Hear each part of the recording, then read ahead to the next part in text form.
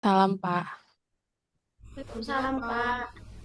Kok lagunya Waalaikumsalam. lagu kenangan semua ya? Waalaikumsalam warahmatullahi wabarakatuh. Apakah sudah sesuai usianya? Pak Arif itu, Pak. Kan Pak Arif masih muda. Masih muda. Ya, lagunya memang sesuai dengan usianya atau sesuai dengan kondisinya. Mungkin yang senior kita ini Pak Arif sama Pak Tuhu ini masa puber yang keberapa ini gitu ya. Lagi galau Pak, lagi galau. Antara mau nambah sama enggak. Long lasting ini Pak. Uber Pak. Mau nambah tadi mau nambah. Itu Bu Loren aja itu. Oke, Bu Putri sudah ada kah? Saya, Pak, sama Pak Haris. Tapi sepertinya Pak Oh, Haris belum Pak, join. Masa saya Pak sendiri, Harisnya Pak? mana? Iya, itu dia. Sebentar ya, Pak. Pak Harisnya belum muncul ya. Gimana kabarnya Bapak Ibu sekalian? Alhamdulillah Ya, baik. Pak. Pusing, Pak, Imam. pusing. Pusing. Alhamdulillah mantap Alhamdulillah Pak. baik. Peta Pusing pusingnya kenapa? seminar proposal Ngerjain bab tesis 3, Pak, pusing. Bab 3, emang sudah tesis? kan lagi ini proposal itunya Pak lagi mata kuliah seminar proposal tesis kan. Oh, Sama jangan dibikin istirahat. pusing, Bu Floren. Pakai prinsip ATM aja. Apa tuh? Nah, itu Bukan Pak Amati, Tuhu lagi. apal tiru, tuh ATM tuh. multiplikasi. Oh, jadi bayar. Rugi saya. ATM itu Ambil, alat tusuk tiru. manual katanya gitu. Ya, Hmm. Jadi kalau ATM itu alat tusuk manual katanya gitu.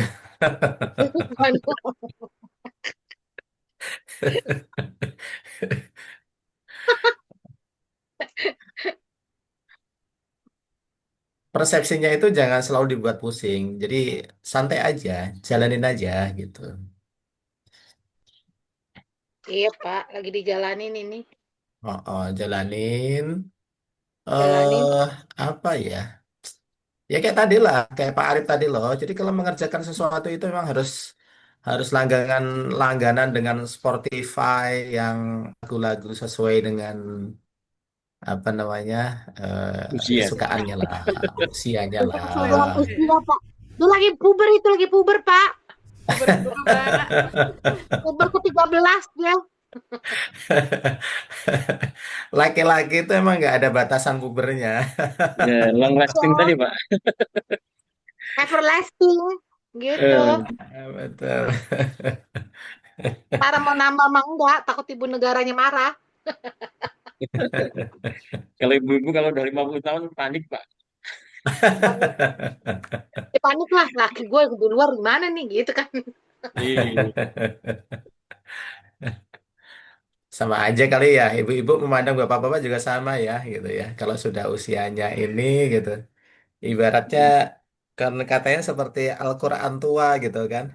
Mau dibakar nggak boleh, Dibuang sayang, Dibuang dibuang sayang, saja. dibuang dosa. Bener-bener ya, Pak Tuhu. dibuang sayang ya kan. Tapi nggak bisa Iya. habis ya Pak. Ada cuma jadi pajangan gitu ya, gitu ya. Jangan. Dicolek juga enggak Pak ya. Boleh juga enggak. Wah, suara Pak Puhu yang benar-benar puber kayaknya nih Pak. Saya hanya Bapak, menyambungkan Itu apa yang maaf disampaikan menandakan Bapak, Bu Haris motivasi Imam. sudah hidupnya masih join. tinggi. Iya. Kan menjaga motivasi hidup tetap tetap tinggi gitu loh. Iya Pak, Jangan betul sampai Pak. loyo gitu kan. Semangat Hmm, sepanjang hari Pak. semangat dong Iya. gitu. Oke, Pak Haris sudah hadir. Kita Sudah Pak. nungguin Pak Haris ini loh. Iya Pak. Iya Pak dosen. Oh, yang nungguin lagi di mana ini? Lagi bangun. Enggak. Baru bangun Pak dia. Ya, saya aja yang masih habis dari Makassar masih capek, tapi tetap harus harus melayani Bapak Ibu sekalian. Alhamdulillah Pak, makasih Pak Dukul Imam. Jangan lupa contoh Makassar, Layangan Pak. yang tulus. Jangan lupa contoh Makassar. Ya, baik. Kita mulai. Bismillahirrahmanirrahim. Assalamualaikum warahmatullahi wabarakatuh. Waalaikumsalam. Waalaikumsalam warahmatullahi Warahmatullahi wabarakatuh. wabarakatuh. Alhamdulillahirrabbilalamin. Segala puja dan syukur kita selalu panjatkan kepada Allah Subhanahu wa taala, Tuhan yang Maha Kuasa. Di siang hari ini kita diskusi kembali Bapak Ibu sekalian dengan penyaji dari Bu Putri Andini Kameswara dan Pak Haris. Nah, kita harus ingat kalau di kelas ini ada tiga pujaan ibu-ibu gitu kan yang harus kita rawat keberadaannya, gitu. Ada Pak Arif, ada Pak Tuhu, ada Pak Haris, nah, kan gitu ya. Nah, hari ini Pak Haris mulai menunjukkan jati dirinya. Tunjukkan dirimu gitu. Bicaranya tentang fairness, bias, dan ethical in language testing, gitu ya. Bapak Ibu sekalian, saya hanya mengingatkan bahwa di dalam apa namanya prinsip asesmen kita, implementasi kurikulum Merdeka edisi revisi 2025 dari buku panduan di sana disebutkan bahwa ketika kita menyusun instrumen asesmen harus memegang tiga prinsip yang selalu dijadikan sebagai patokan gitu ya. Yang pertama adalah ketika kita melakukan asesmen harus adil gitu ya, berkeadilan gitu. Artinya adalah tidak bisa memisahkan antara gender gitu ya. Tidak bisa kemudian hanya pada kelompok tertentu dia bersikap adil, kemudian pada kelompok yang lain dia tidak bersikap adil gitu ya, berkeadilan. Kemudian kedua adalah objektif. Asesmen tentu harus melaksanakan penilaian dan pengukuran seobjektivitas mungkin gitu ya. Jangan mengambil satu posisi yang bias yang menimbulkan data evaluasi nanti menjadi data yang sifatnya abu-abu yang kemudian apa namanya kalau datanya abu-abu biarinlah nanti gampang ditarik ke kanan, ditarik ke kiri sesuai dengan user yang diinginkan katakanlah seperti itu. Tapi kita sebagai pendidik harus objektif.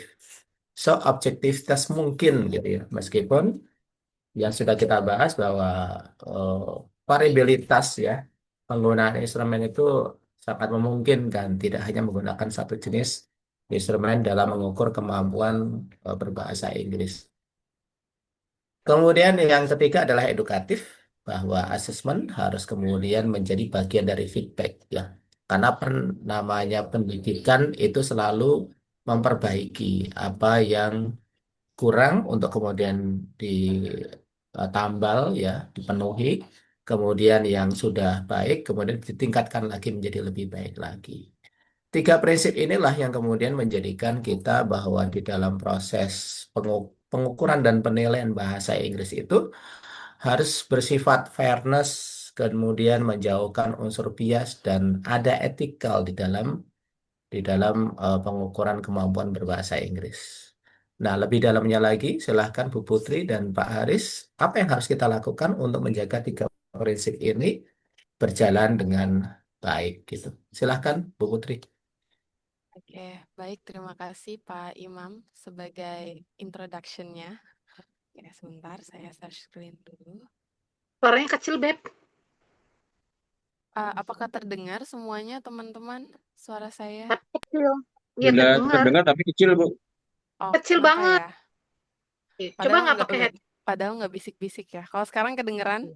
Kalau sekarang kedengeran teman-teman? Kedengeran, Bu, kedengeran. Oke. Tapi Dengerin. tambahkan volumenya lagi, Bu. Iya, Deketin tambahin mic-nya kali. volumenya, Beb. Uh, Oke. Oke, Assalamualaikum warahmatullahi wabarakatuh. Selamat siang, Waalaikumsalam. teman-teman. Dan salam Waalaikumsalam. sejahtera untuk kita semua yang kami hormati Bapak Dr. Imam Suseno selaku dosen pengampu mata kuliah serta teman-teman sekalian yang berbahagia. Walaupun cuaca hari ini cukup panas ya, mungkin ya. Oke, kami dari kelompok 7 yang beranggotakan saya, Putri Andini, dan juga A. Haris. Pada kesempatan kali ini, kami akan mempresentasikan materi yang berjudul Fairness, Bias, and Ethics in Language Testing atau keadilan, bias, dan juga etika dalam tes bahasa. Sebelumnya tadi sudah di introduction terlebih dahulu. Terima kasih oleh Bapak Dr. Imam Suseno. Oke, and then selanjutnya untuk latar belakang ini sebenarnya sudah disampaikan juga oleh Pak Dr. Imam. Jadi mungkin kita bisa skip bagian yang ini. Kemudian untuk yang selanjutnya, untuk mempersingkat waktu, mari kita mulai presentasi yang ini. Yang pertama, apa itu fairness in language testing? Keadilan berarti setiap siswa memiliki kesempatan yang sama untuk menunjukkan kemampuan mereka. Ya, di sebelah kiri ini adalah contoh IELTS test format, yaitu ada listening, academic writing, general training reading, general training writing, and also speaking sections. Tes bahasa merupakan bagian penting dalam dunia pendidikan karena digunakan untuk mengukur kemampuan bahasa siswa seperti listening, speaking, reading, dan juga writing. Kemudian ada juga yang namanya fairness atau keadilan dalam tes bahasa, berarti setiap peserta tes memiliki kesempatan yang sama untuk menunjukkan kemampuan bahasa mereka tanpa dipengaruhi oleh faktor yang tidak relevan, seperti latar belakang budaya, sosial, ekonomi, atau pengalaman pribadi mereka masing-masing. Dengan kata lain, hasil tes harus benar-benar mencerminkan kemampuan bahasa, bukan faktor luar yang tidak berkaitan dengan bahasa itu sendiri. Di sini ada beberapa poin-poin yang penting. Yang pertama itu adalah aturan yang sama untuk semua peserta tes. Maksudnya adalah semua siswa harus mengikuti prosedurnya, waktu, dan sistem penilaian yang sama. Tidak boleh ada perlakuan khusus yang memberikan keuntungan kepada kelompok tertentu. Yang kedua adalah instruksi yang jelas dan mudah dipahami. Instruksi dalam tes harus sederhana, tidak ambigu, dan sesuai dengan level kemampuan siswa. Instruksi yang membingungkan dapat mengganggu hasil tes karena siswa tidak memahami apa yang harus dilakukan. Yang ketiga adalah tidak ada kelompok yang diuntungkan atau dirugikan. Tes yang adil tidak boleh memberikan keuntungan kepada kelompok tertentu berdasarkan budaya, bahasa, bahasa ibu, gender, atau latar belakang sosial peserta. Semua peserta harus berada dalam posisi yang setara. Yang terakhir adalah konten tes sesuai untuk semua latar belakang siswa. Materi dalam tes harus bersifat universal atau umum sesuai dari grade-nya atau sesuai dari kelasnya masing-masing sehingga dapat dipahami oleh semua siswa tanpa memerlukan pengetahuan khusus dari budaya tertentu. Contohnya ada yaitu tes yang adil tidak menggunakan topik yang hanya familiar bagi kelompok tertentu saja. Ya, which is mungkin kita pernah belajar misalkan topik A itu tentang hobi ya. Jadi tidak ujuk-ujuk pada saat tes ini bukan hobi yang muncul tapi contohnya mungkin yang lain ya.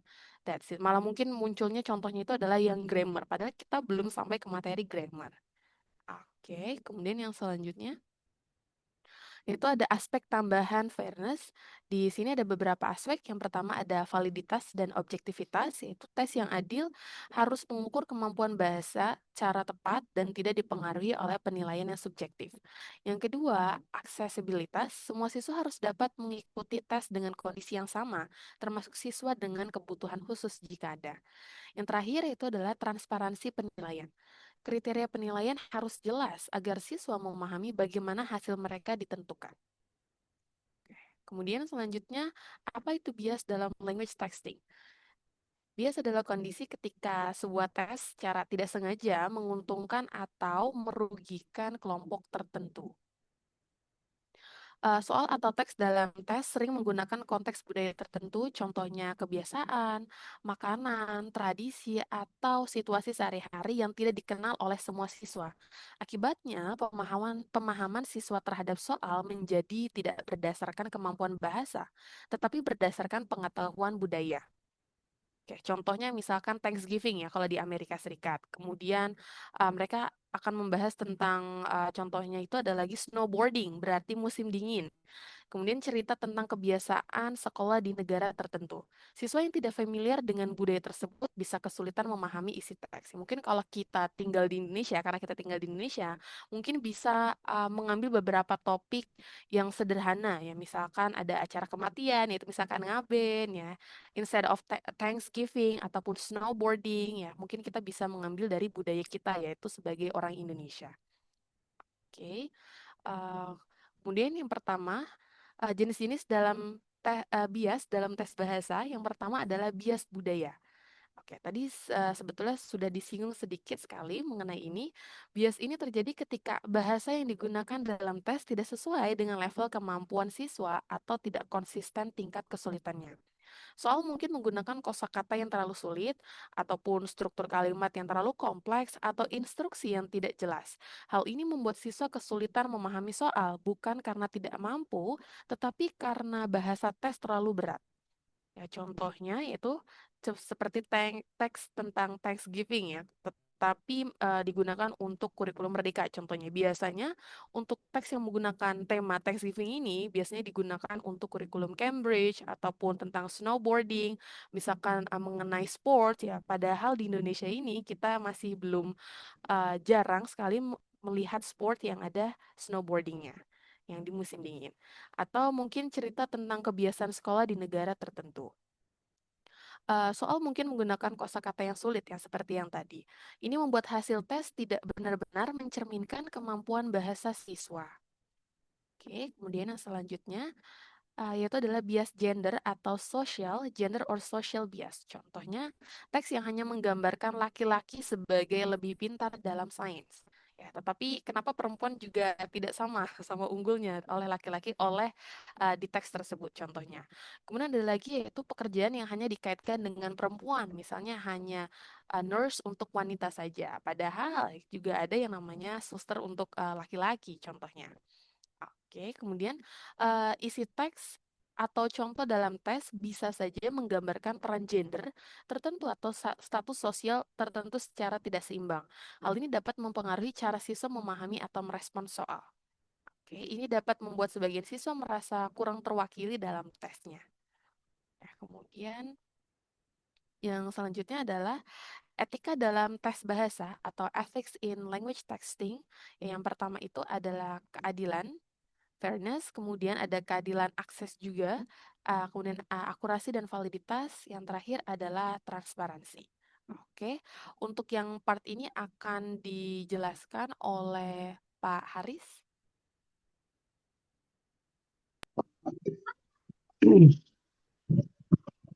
Baik, terima kasih Bu Putri atas kesempatannya. Baik, Bapak dosen, Pak Imam, dan Bapak Ibu semuanya. Sekarang kita akan lanjutkan pembahasan berikutnya. Sebentar.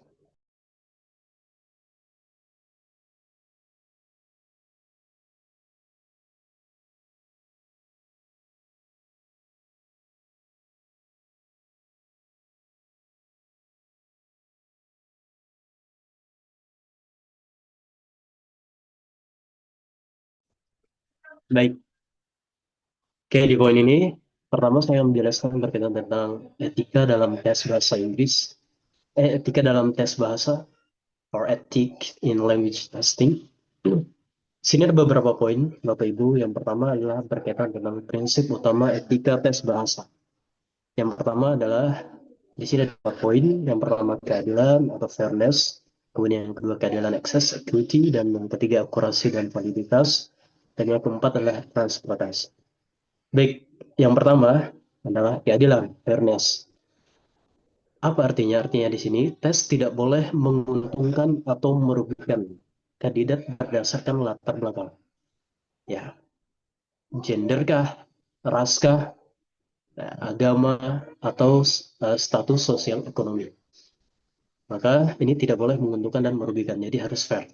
Sesuai dengan namanya adalah adil.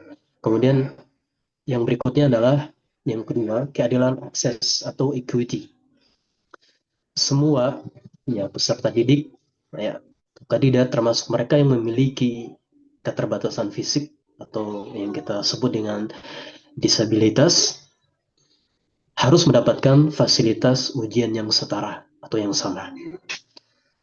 Dan ini lebih khusus lagi untuk poin nomor 2. Kemudian yang berikutnya adalah yang ketiga, akurasi dan validitas. Yang dimana maksudnya adalah tes harus benar-benar mengukur kemampuan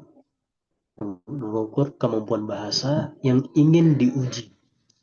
Bukan hanya mengukur pengetahuan umum atau kecerdasan kognitif lainnya.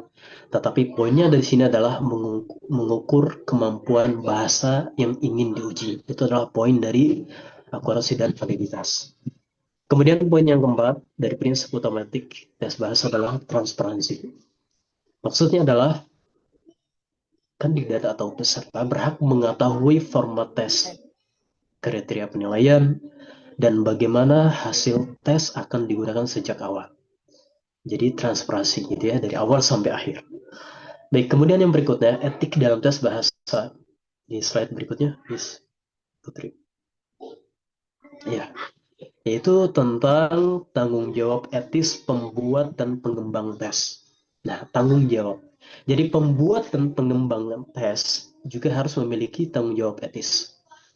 Di sini minimal terdiri dari 3. Yang pertama adalah bebas dari bias budaya. Yang kedua, uji coba soal atau pretesting, dan yang terakhir ada kerahasiaan bank soal. Baik, Bapak Ibu, pertama kita bahas terkait bebas dari bias budaya. Apa maksudnya? Yaitu teks bacaan atau reading dan rekaman suara atau listening tidak boleh menggunakan idiom yang hanya dipahami oleh kelompok budaya tertentu. Jadi benar-benar harus bebas dari bias budaya. Nah, ini ya. Kemudian yang kedua, tanggung jawab etis untuk pembuat dan pengembang tes adalah uji coba soal, atau dalam bahasa Inggrisnya adalah pretesting. Maksudnya adalah setiap butir soal harus melalui uji coba. Harus melalui uji coba empiris. Untuk memastikan tidak ada soal yang membingungkan. Ya, tidak ada soal yang membingungkan atau cacat secara statistik.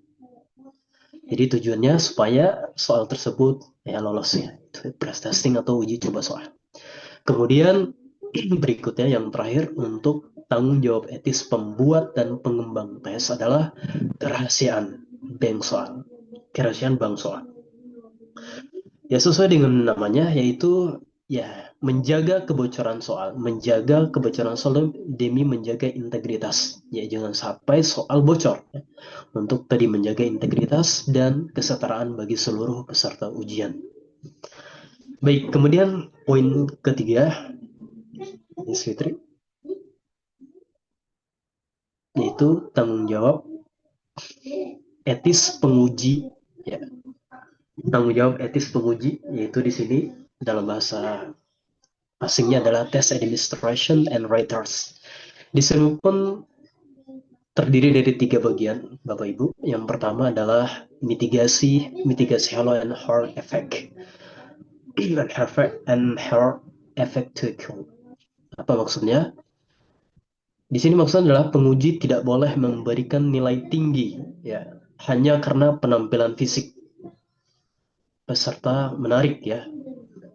Jadi tidak boleh memberikan nilai tinggi karena penampilan fisik peserta menarik atau halo efek, atau nilai rendah sebaliknya karena tadi ya karena nilai peserta yang tidak menarik gitu.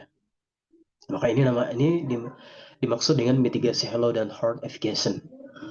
Kemudian yang berikutnya, yang kedua, tanggung jawab etis penguji yang berikutnya adalah konsistensi penilaian, atau yang dikenal dengan bahasa ilmiahnya adalah reliabilitas.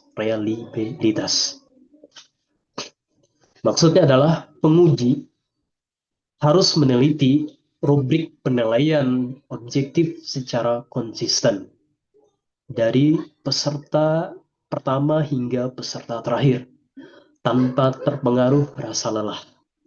Jadi benar-benar harus objektif, konsistensi penilaian dari awal sampai akhir oleh seorang penguji. Kemudian yang terakhir, tanggung jawab etis penguji yaitu kerahasiaan data atau confidentiality. Yaitu maksudnya adalah skor dan identitas peserta ujian wajib dijaga kerahasiaannya dan tidak boleh disebarluaskan tanpa izin. Jadi sekali lagi adalah tadi ya, kerahasiaan data. Kemudian yang berikutnya, poin yang keempat dari ethics tes bahasa adalah dampak sosial dan kemasyarakatan. Atau dalam bahasa asingnya kita kenal dengan istilah WASPAC and impact. Dalam dunia akademik, kita mengenal istilah ini.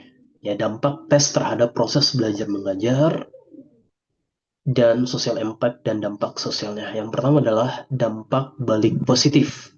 Atau dalam bahasa asingnya adalah positive WASPAC. Maksudnya adalah tes yang etis itu mendorong guru mengajar dengan metode yang benar. Bukan sekedar melatih siswa menghafal kunci jawaban, menghafal rumus, dan lain sebagainya. Tetapi poinnya adalah bagaimana mendorong ya guru mendorong ya pelajarnya ya peserta didik dengan metode yang benar, dengan metode dengan aturan yang benar. Kemudian yang terakhir, yang kedua, yaitu penggunaan skor yang tepat. Atau dalam bahasa asing adalah high-stakes decision. Maksudnya adalah hasil tes bahasa tidak boleh disalahgunakan. Ya, hasil tes bahasa tidak boleh disalahgunakan. Misalnya, teks yang dirancang untuk penempatan kelas tidak boleh digunakan sebagai syarat kelulusan. Ya. Kita semua di sini adalah seorang pendidik, jadi kita bisa membedakan mana bagian penempatan kelas, mana sebagai syarat kelulusan. Nah, ini tidak boleh kita salah gunakan. Kalau memang penggunaan skor itu harus untuk penempatan kelas, maka disitulah skor itu kita gunakan. Dan kalau skor itu memang buat syarat kelulusan, maka disitulah. Maka inilah yang dimaksud dengan penggunaan skor yang tepat atau high stake decision. Kemudian yang berikutnya, bagian yang kedua adalah Bapak Ibu, yaitu berkaitan dengan hubungan sebab akibat antara bias, ya, fairness, bias merusak fairness, melanggar etika. Baik, yang pertama adalah bias sebagai sumber ketidakadilan, dan yang kedua pelanggaran etika. Bapak Ibu yang sebagaimana saya yakin sebagian besar kita sudah mengetahui apa yang maksud dengan bias. Bias adalah musuh utama dari fairness. Artinya antonim dari bias. Bias itu antonimnya adalah fairness. Begitu pun sebaliknya. Ketika bias muncul, tes bahasa secara otomatis prinsip etika telah dilanggar, ya. Ketika dua hal ini bergabung dalam sebuah hal, dalam sebuah kondisi. Baik, yang pertama yaitu bias sebagai sumber ketidakadilan. Maksudnya apa? Jika sebuah soal tes mengandung bias budaya, misalnya teks membaca menggunakan istilah olahraga kriket yang hanya bisa dipahami budaya tertentu dan tidak bisa dipahami oleh budaya yang lain, oleh sekelompok peserta didik yang lain misal. Maka ini tentu akan merugikan yang tidak memahami istilah dari teks budaya tersebut. Dan ini tentu mengganggalkan aspek fairness. Itulah yang dimaksud dengan bias sebagai sumber ketidakadilan. Kemudian yang kedua atau yang terakhir adalah pelanggaran etika, yaitu membiarkan tes yang bias tetap diujikan adalah tindakan yang tidak etis. Ya, namanya bias gitu, udah namanya judulnya bias, otomatis ketika dilaksanakan otomatis akan berdampak negatif. Kenapa? Karena pengembang tes gagal memberikan hak yang sama kepada setiap peserta. Yang dimana peserta ya untuk menunjukkan kemampuan bahasa mereka yang sesungguhnya. Maka di sini telah gagal ya, menunjukkan kemampuan bahasa peserta didik yang sesungguhnya.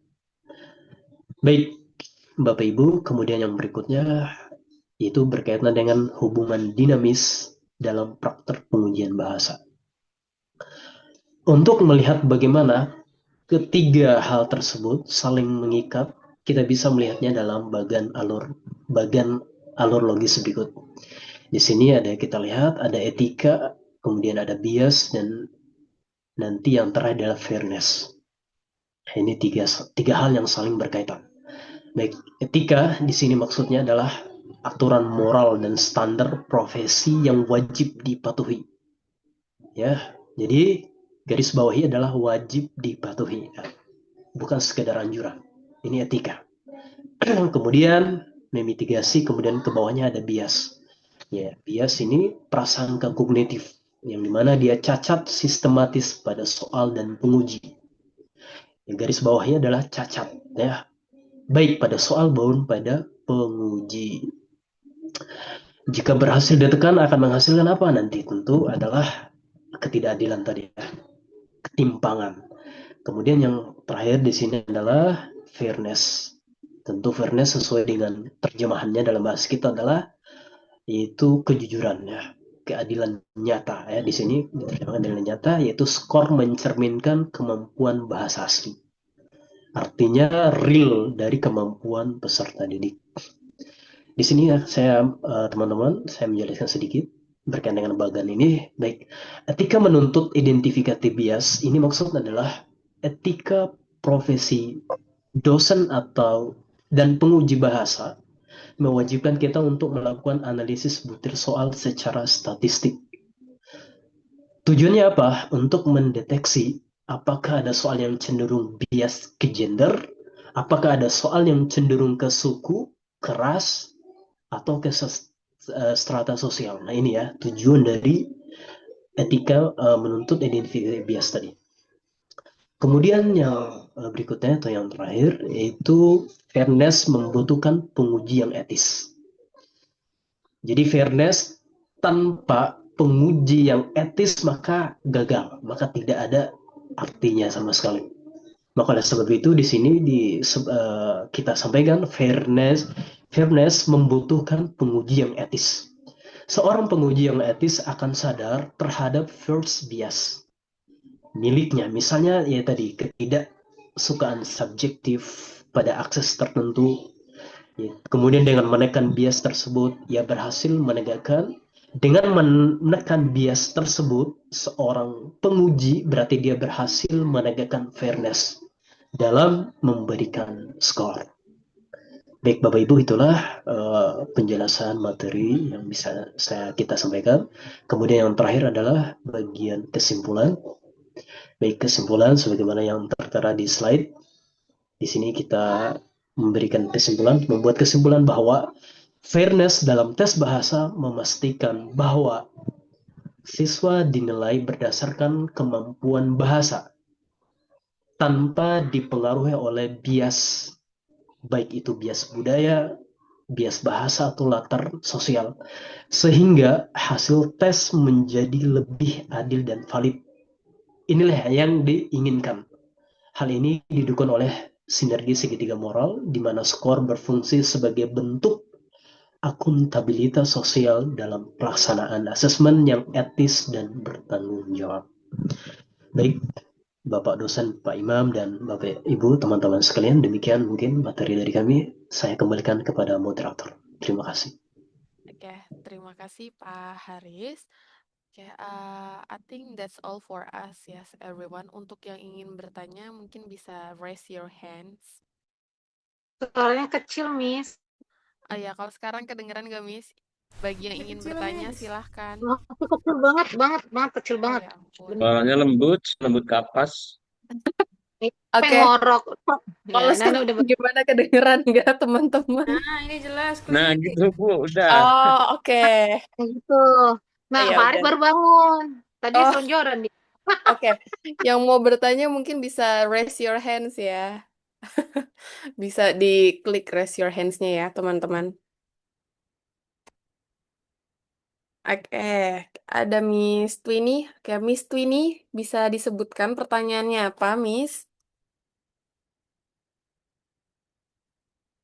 Terima kasih atas presentasinya Miss Putri dan Pak Haris. Untuk pertanyaan saya, apakah mungkin menciptakan tes bahasa yang benar-benar gimana ya? Tadi dulu. Mungkin tidak ya bisa menciptakan tes bahasa yang benar-benar bebas dari bias. Apakah Oke. mengerti pertanyaan saya? Oke, terima kasih Miss Twini sudah Iya. dicatat. Thank you. Kita tampung dulu ya pertanyaannya. Kemudian untuk Miss Fitri, apakah bisa disebutkan pertanyaannya? Oke, baik. Terima kasih ya, Miss. Paparannya cukup jelas dan menarik. Tapi ada pertanyaan dari saya. Pertanyaannya seperti ini. Apabila sebuah sekolah mengubah seluruh materi pembelajarannya hanya demi melatih siswa agar lulus tes bahasa tertentu, misalnya ya, menghafaz rumus cepat ujian atau semacam itu, lalu mengabaikan kemampuan komunikasi nyata siswa. Nah, siapakah yang melanggar etika dalam konteks ini? Apakah pembuat tes atau sekolahnya? Seperti itu, Miss. Terima kasih. Oke, terima kasih Miss Fitri atas pertanyaannya. Oke, kemudian Miss Emma. Oke, suara saya terdengar ya, Miss? Jelas sekali, Miss. Oke, siap.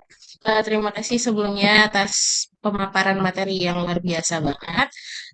Saya mau bertanya, jika suatu tes memiliki tingkat reliabilitas yang tinggi, apakah otomatis tes tersebut juga fair? Itu Oke, saja. oke, terima kasih Miss Emma. Kami tampung dulu ya. Siap. Oke, kemudian masih ada dua orang lagi yang ingin bertanya. Miss Nia, Miss Atifatur. Iya, oke, baik. Terima kasih, Miss. Oke, jadi kan dalam language testing itu validitas dan fairness merupakan prinsip yang cukup penting ya. Nah, yang ingin saya tanyakan, bagaimana hubungan antara validitas dan fairness dalam language testing itu sendiri? Oke, baik, terima kasih. Sudah kami catat, Miss Nia. Oke, kemudian yang terakhir, Miss Mary. Oh iya, sebentar. Ah, terima kasih untuk presentasinya, luar biasa teman-teman. Pertanyaan saya adalah jika sebuah lembaga tes bahasa menggunakan sistem kecerdasan buatan atau AI sepenuhnya untuk menilai esai mahasiswa atau murid tanpa ada verifikasi atau peninjauan ulang oleh penguji manusia atau human writer, apakah tindakan tersebut etis? Itu saja pertanyaannya. Terima kasih. Oke, terima kasih Miss Mary. Oke, mungkin saya akan bantu jawab pertanyaan dari Miss Twini dulu ya. Nanti di akhir mungkin Pak Imam bisa ditambahkan nanti di akhir sesi. Oke, pertanyaan Miss Twini saya ulangi. Apakah mungkin menciptakan tes bahasa yang benar-benar bebas dari bias? Sebenarnya sulit untuk menciptakan tes yang sepenuhnya bebas dari bias karena setiap tes dibuat dalam konteks sosial, budaya, dan bahasa tertentu. Namun, pengembang tes dapat meminimalkan bias melalui uji coba, analisis statistik, review oleh ahli dari berbagai latar belakang, dan revisi berkala terhadap soal-soal yang berpotensi diskriminatif. Oke, sekiranya itu saja dari saya, Miss Tuni. Apakah sudah cukup jelas jawabannya, Miss Tini? Sudah cukup, Miss Putri. Terima kasih atas jawabannya. Oke, thank you, Miss Tini. Oke, selanjutnya eh, Pak Haris, apakah mau dicoba jawab dulu pertanyaannya, Pak Haris? Iya, ya Miss. Tadi dari Miss Fitri ya pertanyaannya. Saya coba jawab untuk pertanyaan dari Miss Fitri. Ya, saya ulang kembali pertanyaannya. Pertanyaannya adalah apabila sebuah sekolah mengubah seluruh materi pembelajaran hanya demi melatih siswa agar lulus tes bahasa tertentu seperti menghafal rumus cepat ujian dan semisalnya dan mengabaikan kemampuan komunikasi nyata siswa. Siapakah yang melanggar etika dalam konteks ini? Apakah pembuat tes atau sekolahnya? Kurang lebih seperti itu ya, Miss Fitri, pertanyaannya. Iya, betul. Baik, jawabannya tadi poin adalah apakah pembuat tes atau sekolahnya yang melanggar etika? Maka kita jawab, jika harus menunjuk siapa yang melanggar etika, jawabannya adalah kedua belah pihak tersebut, sekolah dan pembuat tes. Mereka sama-sama memikul tanggung jawab etis. Namun ada catatan di sini bahwa porsi dan jenis pelanggaran yang berbeda sesuai dengan pelanggaran etis tadi. Kalau di dalam dunia akademis, situasi ini disebut dengan sebagai kegagalan sistematik. Secara simpel, jawabannya seperti itu, Miss Fitri. Jadi kedua belah pihak bertanggung jawab atas pelanggaran etis tersebut. Gimana, Miss Fitri? Bisa di... Jadi kedua belah pihak gitu ya. Betul. Sama-sama Oke. memikul tanggung jawab. Mm-mm. Oke, baik. Baik. Terima kasih jawabannya Pak Haris. Ya, sama-sama Bu Putri. Baik, saya kembali ke moderator. Oke, saya akan mencoba untuk menjawab pertanyaan dari Miss Emma. Jika suatu tes memiliki tingkat reliabilitas yang tinggi, apakah otomatis tes tersebut juga fair? Jawabannya tidak. Reliabilitas hanya menunjukkan konsistensi hasil tes, sedangkan fairness berkaitan dengan keadilan bagi semua peserta. Jadi, sebuah tes bisa sangat konsisten dalam mengukur kemampuan, tetapi tetap tidak adil jika mengandung bias budaya atau sosial yang merugikan kelompok tertentu. Oke, sepertinya itu saja jawaban dari saya. Apakah cukup jelas, Miss Emma? Oke, terima kasih, Miss. Oke. Kemudian selanjutnya adalah dari Miss Nia. Pertanyaannya, bagaimana hubungan antara validitas dan fairness dalam language testing? Validitas dan fairness saling berkaitan satu sama lain. Jika sebuah tes tidak adil karena mengandung bias, maka hasil tes mungkin tidak mencerminkan kemampuan bahasa yang sebenarnya. Dalam kondisi tersebut, validitas tes juga dapat dipertanyakan karena tes mengukur faktor lain selain kemampuan bahasa, seperti pengetahuan budaya atau status sosial yang sudah dipaparkan sebelumnya. Oke, apakah sudah cukup jelas, Miss Nia? Ya, Miss, cukup jelas. Oke. Ya, kemudian pertanyaan dari Miss Mary terakhir yang akan dijawab oleh Pak Haris. Ya, baik. Pertanyaan terakhir di kesempatan siang hari ini itu dari Miss Mary. Pertanyaannya adalah, jika sebuah lembaga tes bahasa menggunakan sistem kecerdasan buatan AI, ya, ini sangat viral hari-hari ini, sepenuhnya untuk menilai esai mahasiswa tanpa ada verifikasi atau peninjauan ulang oleh penguji, apakah tindakan tersebut etis? Ya, secara umum saya yakin jawaban teman-teman tentu jawabannya adalah ini tidak etis. Baik secara akademis dan secara moral, keputusan atau tindakan tersebut adalah tidak etis. Kenapa? Mungkin di sini saya akan memberikan beberapa jabarannya. Yang pertama adalah pelanggaran prinsip tanggung jawab teknologi. Berdasarkan kode etik ILTA, lembaga tes wajib mengelola inovasi teknologi dengan kehati-hatian demi melindungi hak peserta tes. Menyerahkan 100% kendali nilai pada mesin, yaitu pada AI, tanpa human in the loop, yaitu pada proses pemberi tes, maka ini dianggap sebagai bentuk lepas tangan atau kelalaian profesional oleh lembaga tersebut. Kemudian, kenapa tidak etis? Yang kedua adalah ketidakan transparansi dan akuntabilitas. Ya, tidak ada transparansi dan akuntabilitas pada proses tersebut. Misal jika seorang mahasiswa mendapatkan nilai buruk dan mengajukan protes, lembaga wajib memberikan penjelasan secara teoritis dan metodologis yang masuk akal. Sedangkan AI seringkali bersifat black box. Artinya prosesnya internal dalam memutuskan suatu nilai sulit dijelaskan secara transparan. Mungkin barangkali ini secara sederhana penjelasannya. Tentu banyak ya alasan etis, pelanggaran etis kalau menggunakan kecerdasan buatan AI. Barangkali dua hal memberikan pencerahan untuk jawaban tersebut. Ya, semoga bisa dipahami, Miss Mary. Ya, jelas Pak Ustadz. Makasih Pak Ustadz. Baik, sama-sama. Terima kasih semuanya. Saya kembalikan kepada moderator Miss Putri. Silakan. Oke. Oke, terima kasih Pak Haris. Oke, sepertinya 5 pertanyaan itu sudah kami berusaha untuk menjawabnya. Terima kasih juga teman-teman yang sudah bertanya dan menyimak paparan kami hari ini. Demikian yang dapat kami sampaikan. Oke, I think that's all from us. Thank you for attention. Wassalamualaikum warahmatullahi wabarakatuh. Waalaikumsalam. Waalaikumsalam. Waalaikumsalam warahmatullahi. Saya curiga Bu Mary manggilnya Pak Aris itu Ustadz. Udah pernah ketemu ya? Udah Pak, saya di Rukiah. Oh, saya kira di belakang kita sudah janjian sama Pak Aris gitu ya. Di Rukiah berdua sama Pak Arif Pak.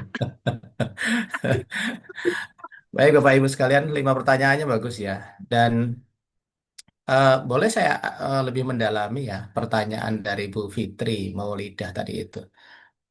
Ada riwayat yang memang pernah terjadi seperti itu, sekolah kemudian mengubah seluruh materi agar kemudian siswa mengikuti tes bahasa dan kemudian berarti ada sesuatu tuh, ada satu kasus tertentu nih, Bu Fitri, mana Bu Fitri? Halo Bu Fitri? Iya Pak. Ah, ah. Ceritanya Eh, gimana? Ada. Bapak kebetulan, ya kebetulan saya itu di bimbingan belajar Bapak. Hmm, Sudah 11 tahun ini berjalan dengan sekarang hmm, 2 cabang yang sedang berjalan. Nah, hmm. itu pertanyaan dari pengembangan aja sih Pak dari materi yang tadi dipaparkan. Mungkin Oh, mungkin untuk di sekolah ya apakah ada yang seperti itu gitu. oke, Mm-mm. baik. Kalau di sekolah ya Bu ya. Kalau di Mm-mm. sekolah betul apa yang tadi disampaikan oleh tim Bu Putri dan Pak Haris ya. Kalau memang terjadi ada perubahan yang apa namanya berbalik belakang itu 180 derajat dari apa yang sudah direncanakan dan kemudian sudah dilaksanakan, tetapi kemudian ketika sudah masuk fasenya pengujian, kemudian materinya berbalik arah. Tidak materi itu yang diujikan, padahal yang diajarkan itu gitu kan. Dan prinsipnya kan kita tidak boleh kemudian menguji kemampuan siswa yang tidak pernah diajarkan. Itu tidak boleh. Jadi harus Oh, menguji apa yang sudah diajarkan. Kalau kemudian kita menguji sesuatu yang tidak, pokok bahasan yang tidak pernah kita ajarkan, itu yang dikatakan sebagai tidak fair gitu ya. Tidak fair. Dan kemudian kalau di pendidikan formal, ketidakfairan itu kemudian bisa ditelusuri dari apakah proses penyusunan kurikulumnya dan kemudian breakdown menjadi mata apa namanya mata pelajaran tertentu, bahasan bahasa Inggris tertentu gitu ya. Kemudian ini yang kemudian ditelusuri ya, apakah kemudian gurunya tidak mengikuti bagaimana perkembangan satu proses pembelajaran bahasa Inggris yang memang menjadi satu lane yang memang sudah di-share oleh pemerintah gitu ya. Karena tidak mungkin ketika ujian yang sifatnya nasional, katakanlah ada TKA gitu ya, dan kemudian ada juga sifatnya domestik, tes-tes yang bisa dilakukan dalam satu kelompok musyawarah kerja kepala sekolah dan seterusnya, materi itu belum pernah diajarkan gitu ya. Berarti itu ada namanya kegagalan sistematik gitu ya. Berarti ada yang AB di sini gitu ya. AB-nya apakah dari kepala sekolahnya, ataukah AB-nya dari bidang kurikulumnya, ataukah kemudian dari gurunya sendiri yang tidak mengikuti perkembangan penguasaan bahasa Inggris. Gitu ya Bu Fitri ya. Nah ini iya mana Pak. ada Karena itu pertanyaan? ya karena saya kan di bimbingan belajar itu Hmm. pegang banyak sekolah ya Pak.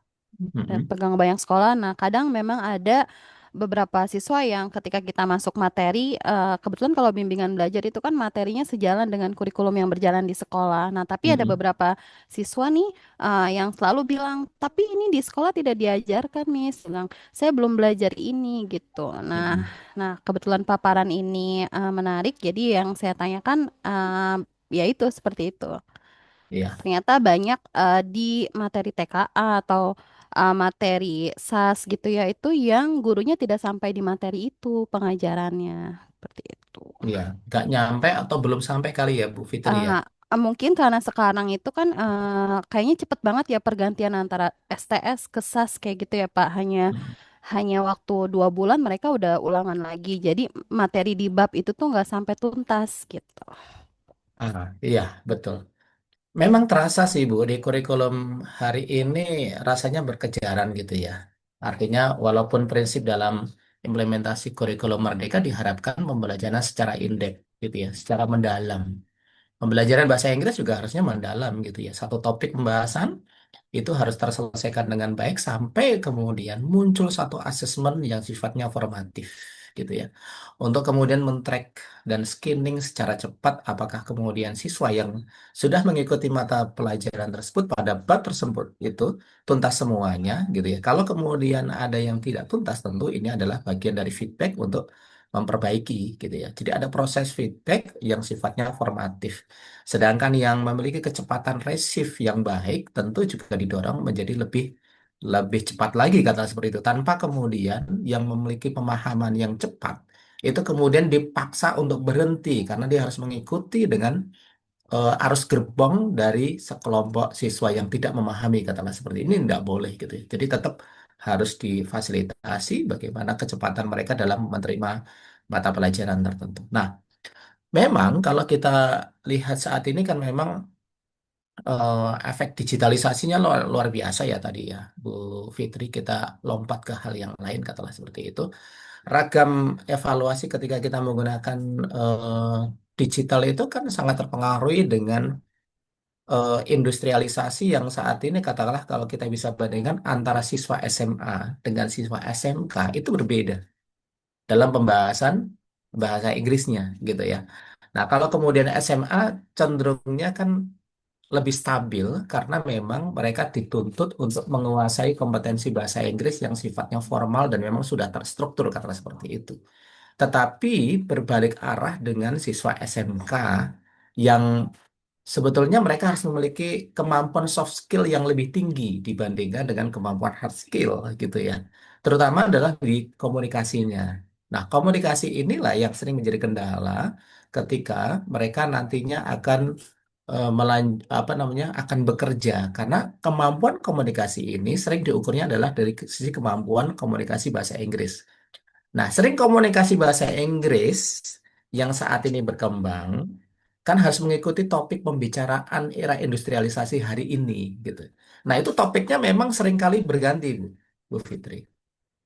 Kita juga mengetahui itu dari beberapa guru yang mengatakan kalau kemudian anak kami yang harus diprojek menjadi bagian dari magang industri internasional, maka pembelajaran bahasa Inggrisnya harus itu cepat-cepatan itu dengan perkembangan industrialisasi gitu kan. Katakanlah di Indonesia ini ketika mereka magang di industri kan industrinya levelnya seperti itu, cenderungnya levelnya nasional gitu. Tapi kemudian kalau magang industri Jepang, magang industri ada di Korea, magang industri ada di Jerman, ini kemudian kemampuan bahasanya harus didorong memang lebih lebih tinggi gitu ya. Nah, itu seringkali kemudian tidak searah dengan materi yang diajarkan untuk pembelajaran yang ada di satuan pendidikan. Jadi ada namanya eh, apa istilahnya jalur cepat mereka untuk menguasai kemampuan bahasa Inggris pada topik-topik tertentu gitu ya. Nah, itu yang kemudian kita harapkan ada akselerasi yang memang juga kemudian harus diikuti oleh gurunya sendiri, guru bahasa Inggrisnya gitu ya. Sehingga apa namanya antara guru bahasa Inggris di sekolah itu kemudian juga seiring sejalan dengan yang ada di lembaga kursus dan pelatihan sebagai jembatan mereka untuk apa namanya mengikuti program magang internasional. Gitu ya Bu Fitri ya. Ya, Pak. Jelas, Pak. Tadi Bu Putri mau pengen bicara kayaknya. Bu Putri ngari Ya Pak, ngawi izin apa nih? menanggapi Pak mengenai Gimana Bu? apa materi yang tidak sampai. Oke, Jadi gimana Bu? pengalaman di sekolah ya Pak, kan kami SMK. Kadang Ya, memang satu semester tuh ada target materi yang harus selesai. Tapi faktanya di lapangan itu kadang ada minggu-minggu yang banyak kegiatan gitu Pak, entah kunjungan industri, entah ada guru tamu. Jadi materi itu tidak sesuai target gitu Pak. Misalnya ada 6 materi. Jadi ketika sampai UAS dipangkas jadi 4 materi gitu. Pengalaman sih Pak di sekolah seperti itu. Sama di kelas 12 juga. Jadi disesuaikan gitu Pak dengan minggu-minggu efektif di sekolah. oke. Demikian Pak, sharing pengalaman Apalagi Bapak. di kelas 12 ya Bu Putri ya. Anak-anak di SMK itu mereka praktik hanya belajar sekitar setengah tahun ya. Sedangkan yang setengah semesternya lagi mereka mengikuti PKL gitu ya. Nah, itu. Ya, ketinggalannya di situ. Ya betul, ditambah sekarang PKL 6 bulan Pak, udah bukan 3 bulan lagi. PKL-nya Jadi 6 kadang bulan. ketika kemarin pengambilan rapot ya Pak, Mm-mm. Anak-anak tuh nilainya dari akumulasi PTS, ujian praktik, dan ujian kenaikan kelas, jadi nilai tugas nggak ada gitu. Jadi sekarang 6 bulan Pak mereka Pak, begitu Pak. Iya. Jadi nilainya bisa diambil dari RPL ya, rekognisi ya, Betul. rekognisi. Oke. Ya, itulah bedanya antara sekolah menengah atas yang SMA dengan sekolah menengah kejuruan ya. Meskipun di tataran kita ya, Bapak Ibu sekalian, kemarin dengar nggak ya Pak Presiden kita, walaupun seperti itu, terlontar juga ya ide ada namanya sekolah menengah tingkat atas terpadu nasional.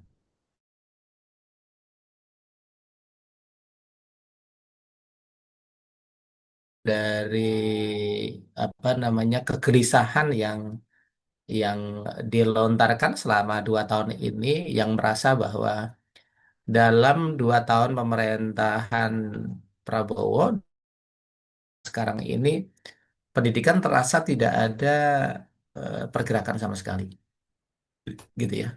Kurikulum kan tidak berubah, ya, baik ya, karena tidak ada protes lagi guru-guru yang mengatakan ganti menteri, ganti kurikulum, gitu ya. Udah nyaman mereka, gitu ya. Udah nyaman tapi TKA-nya rendah, gitu ya. Kemudian anggarannya masih triliunan rupiah yang dihabiskan, tapi mutu mutu pendidikannya tidak bergerak, gitu ya, tidak bergerak. Terutama adalah ketika sharing anggaran untuk pembinaan sekolah, terutama adalah sekolah SMA dan sekolah SMK. Bu Putri, karena guru SMK pasti tahulah sebetulnya dana operasional untuk sekolah menengah kejuruan itu memang dia hampir 3 kali lipat dibandingkan dengan sekolah menengah atas yang formal gitu ya, SMA. Karena SMA tidak banyak harus melaksanakan teaching factory, ya, tidak banyak melaksanakan project based learning, tidak banyak kemudian sekolahnya menyiapkan fasilitas sarana prasarana yang menyerupai dengan kondisi industri yang ada di dunia usaha, yang kemudian peralatannya dibawa masuk ke dalam sekolah gitu. Membawa peralatan-peralatan industri ke sekolah itu bukan perkara yang mudah, anggarannya luar biasa. Ya. Satu mesin CNC saja itu harganya 600 juta. Cuma satu onggok CNC yang saya lihat gitu ya. Maka ketika sering tahun 2024 2025 ketika kami menyalurkan anggaran satu sekolah mendapatkan 2 miliar, itu serasa tidak ada artinya sama sekali. Tapi kemudian kalau anggaran 2 miliar itu kita berikan ke sekolah SMA, sekolah menengah atas, saya kira nanti akan banyak program-program yang bisa dilakukan di SMA. Ya, karena penguasaan soft skill dan penguasaan hard skill, terutama dalam penguasaan hard skill anak-anak SMK itu banyak sekali dikritik oleh para praktisi pendidikan, yang saya juga belum mengukur ini. Ya, belum mengukur. Ada yang mengatakan begini, tetapi dari data yang pernah saya olah antara eh, apa namanya lulusan SMA dengan lulusan SMK, kita bekerja sama dengan BPS waktu itu mengolah data bagaimana tingkat apa namanya partisipasi aktif lulusan ini bekerja setelah setelah lulus. Ternyata memang tingkat pengangguran tertingginya masih di SMK, gitu. Padahal anggarannya 3 kali lipat dari anggaran SMA, gitu ya.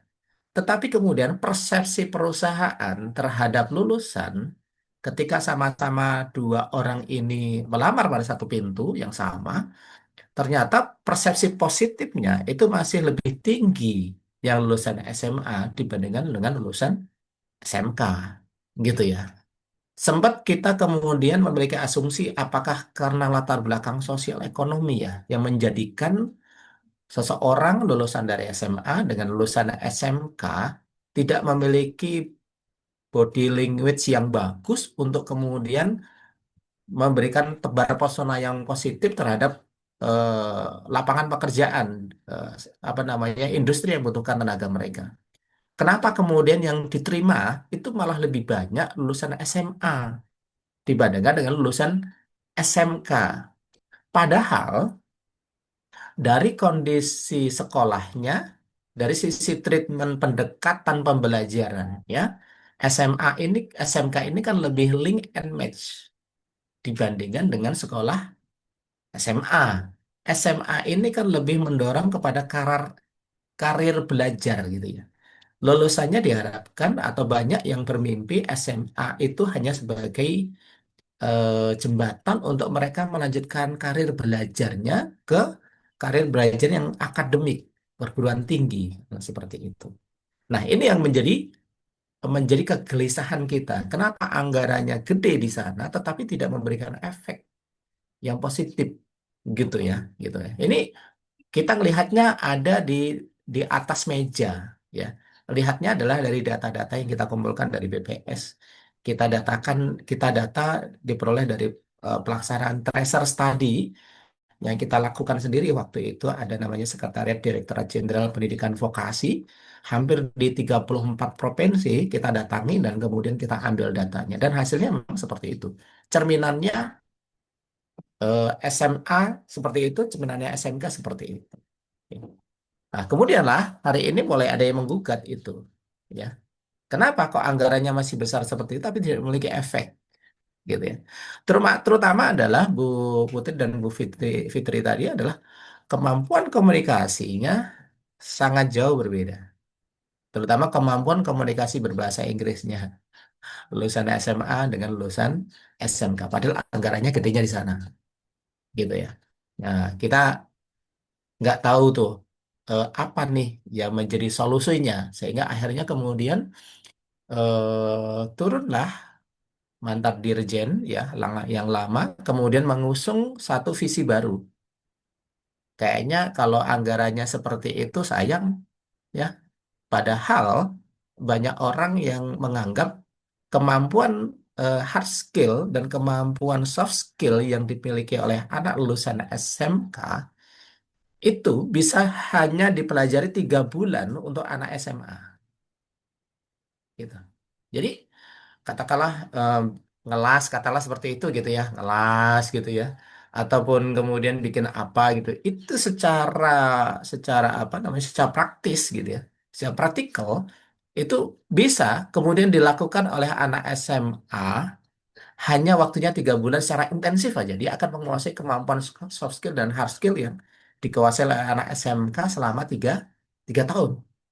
Perbandingannya hanya seperti itu gitu. Ini maka memunculkan satu ide baru, Bapak Ibu sekalian, coba nanti perhatikan apakah memang nanti akan muncul lagi nih setelah sekolah Garuda, sekolah Maung. Kalau Maung itu Jawa Barat ya. Kemudian kalau sekolah Garuda itu apalagi yang untuk anak-anak dari golongan ekonomi rendah gitu ya. Sekolah apa, kemudian nanti ada lagi sekolah ini, sekolah nasional terpadu ini. Nanti ini akan jadi launching atau enggak gitu. Kalau ada launching ini berarti nanti kita bisa berikan selamat kepada orang ini hebat Bapak ini, luar biasa ini. Ya, dirjen sampai seperti itu gitu ya. Nah, itu fung- sebetulnya tujuannya adalah sebagai bagian dari fungsi efisiensi anggaran gitu ya. Itu Bapak dan Ibu sekalian. Nah, satu lagi terkait dengan eh, bias di dalam tes bahasa Inggris. Saya ingat ketika di kuliah S3 itu dengar istilah adalah ketidakwajaran skor. Tadi Pak Aris dan Bu Putri menyebutkan bahwa bias itu bisa juga dideteksi dari skor butir yang diperoleh oleh siswa.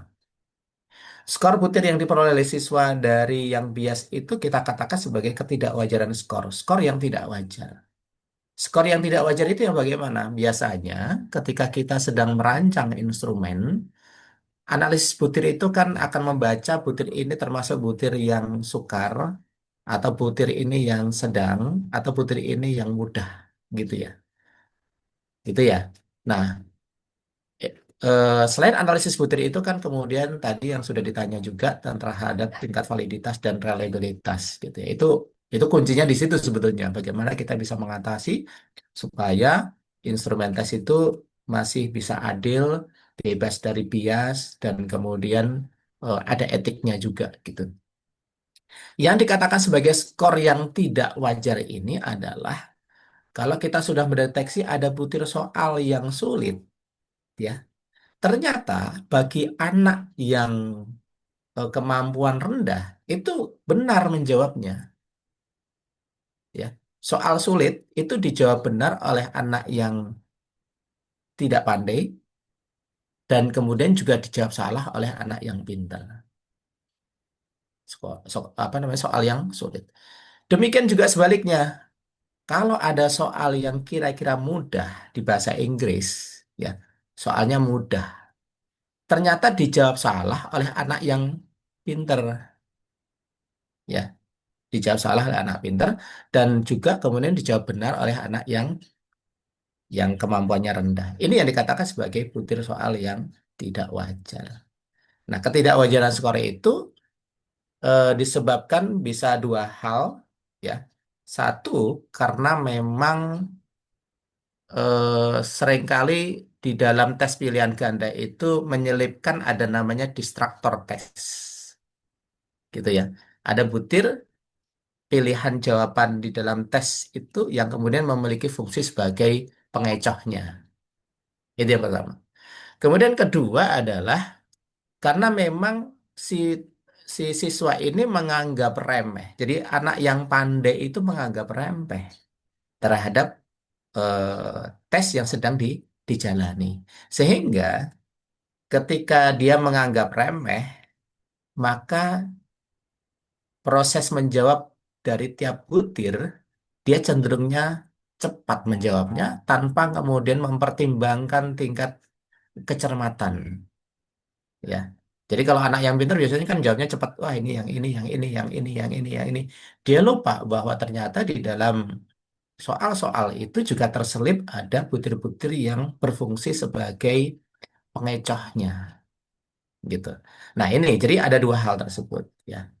Nah ini yang menyebabkan kenapa eh, butir itu bisa menjadi butir yang bias, ya. Oleh karena itu kita juga harus mengingatkan kepada peserta didik kita kalau kemudian menjawab butir tas tidak cukup satu kali membaca atau dua kali membaca. Kalau sudah selesai maka dicek lagi, baca lagi berulang kali, ya. Jangan sampai dengan abai gitu ya, kemudian terlalu acuh dan menganggap soal itu terlalu terlalu mudah sehingga dia lupa di dalam pilihan-pilihan jawaban itu ada namanya butir-butir yang sifatnya pengecoh. Saya kira itu, Bapak Ibu sekalian.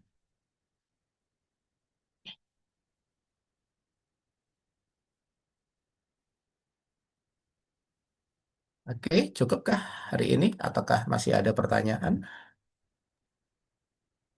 Jelas kok Pak dosen.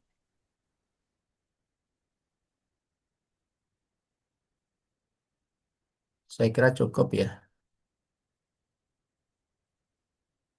Absensi tinggal yang tidak ketemu itu Pak Liga Valiansyah. Bu Rahayu Liga. sakit Pak. Sakit. Iya Pak. Liga itu sakit ya. Sakit apa ini informasinya? Bu Ayu Pak yang Bu sakit. Rahayu Pak, bukan Pak Liga. Oh, berapa? Bu Liga karena Rahayu. di luar.